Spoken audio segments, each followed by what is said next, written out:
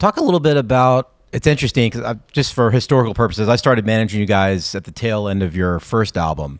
So I've been part of the recording and the process, from Mean Everything to Nothing through now. I feel like the spirit of the band coming off a Black Mile to the Surface was very celebratory, more so than it's probably ever been so before in the history of the band. Talk about just kind of like the tail end of Black Mile, like finishing that album cycle, very long, lots of touring, and then sort of the headspace going into the Million Masks. Well, we hadn't planned on touring again in 2018. Like, we did all those festivals, and then the idea for a Front Bottoms co-headline came up, and it was a short enough tour that we felt like, oh yeah, we could like get 2 buses for this, and this could be enjoyable, and the weight isn't totally on your shoulders like it is if you're just the headliner.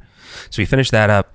And then we just went home and enjoyed the holidays with our families. I think we got home like December 19th, and spent like probably a month at home. And we had then been planning. We knew we had to go start the next process. And, I guess it was celebratory, but it didn't feel, when we started writing Million Masks, it didn't feel celebratory, like in that sense of like, oh my God, like we're some hot shit. It was definitely like, whoa, like this is the next chapter. It felt like we wanted to be intentional with it. It was kind of scary, really, the first couple days of writing. What do we do now? Yeah. Where do we go from here? Because we didn't want to do the exact same thing, but we did want to expand upon what we had figured out by being at the cabin, being up here, being away. Mm-hmm.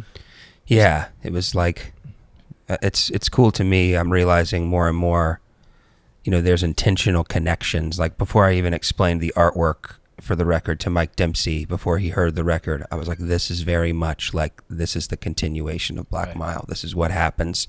Then the records feel so connected to me in so many ways. And it's cool. It seems that people are like starting to kind of get that. But I think the identity of this place is wrapped up in that too. But I don't know if we were celebratory. It really felt like, oh man, people really love that record.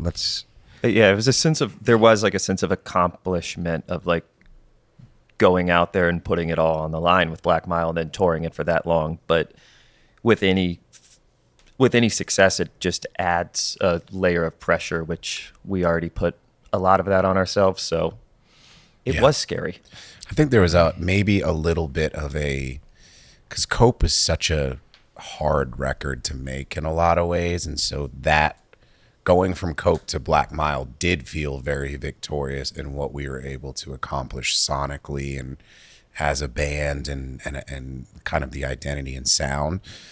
But I think, once we finished Black Mile, it was like, okay, we better, everything we learned from that process, we have to stand on top of that and build something hopefully even better than Black Mile, which I personally believe, Million Masks is, it's an amazing piece of work, and I hope everybody likes it as much as we do. But it felt like all of that experience and time, everything we went through in those pressure cooker situations really lent itself to success on Million Masks. We were able to be efficient. We were able to not waste time in some of the different ways we have. And I don't want to say waste time, but maybe figuring stuff out. Yeah, you got to chase stuff down, and it takes a while. Or even not worrying about the same things. Right. Like having confidence that in the process. Big time. Which was a big part of it. And the team that we had put together and all that. So there was that going into into Million Masks. It felt like we were really prepared. It's just a more enjoyable record to make. I feel like everyone was a lot lighter than like Black Mile. Just felt like a lot more like a pressure cooker, like you said. And it felt, when we went in to record Black Mile, there weren't a lot of like potential, like things did change, of course, but like it almost felt like those songs were a bit more decided than the Million Masks songs.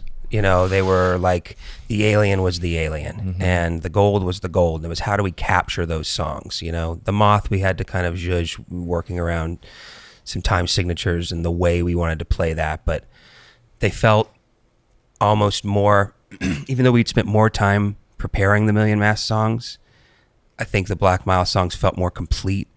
I think that was a really exciting for me, an exciting experience going into it, of going like, we're going to figure this out.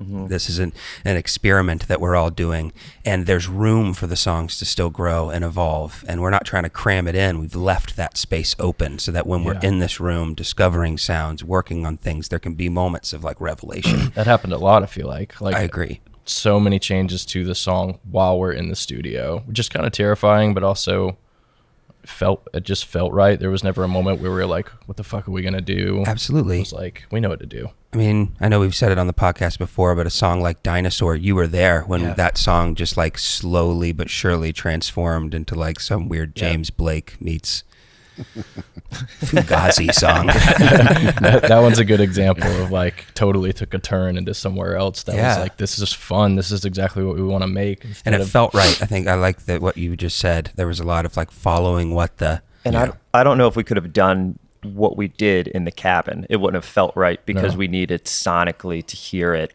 in high definition to where Tim can play a cool but very bare sound, and all of a sudden it fills the headphone space, and we're like, okay, now I know. I guess that's what I mean. You know, it was like we with Black Mile, that cabin started to sound really good when we were playing those songs, and it was like, man, should we just record this here? Catherine even said that during pre-pro of Black Mile, like, should we just come back here? Do we even need to go there? And this didn't, you know, there were awesome and amazing ideas that happened in the cabin, but that was way more, it was less about like nailing the take. Rob bounced down all the songs intentionally extremely low in volume, so you could never like get attached to anything in the car. You could turn it up as loud as you want, and it was still just like medium listening level, so you could just analyze it and like try and figure out what's wrong. That's a smart move. Keep us from like, we still got demoitis though on a lot of that stuff. I mean, you could hear like the demoitis, for those who don't know, is a terrible ailment that affects musicians. We've all had it from ages, first demo to last demo, where you get really connected to the thing that may not be good. To. Yes, and most of the time it's not good. But yeah. I remember a funny phone call that me and you had. It was probably pretty early on in the process. I mean, you guys have the most beautiful intensity on making a record of any artist I've been around, where it's super, super serious and focused, but also has the capability of being loose and inspiring and creative on the fly and just a lot of ideas. But Andy, you had called me. You were in a little bit of no. Yeah, exactly. A moment of stress. But I said, and this was, you know, the beauty of managing you at that point, probably had been managing you guys for 12 years. Yeah.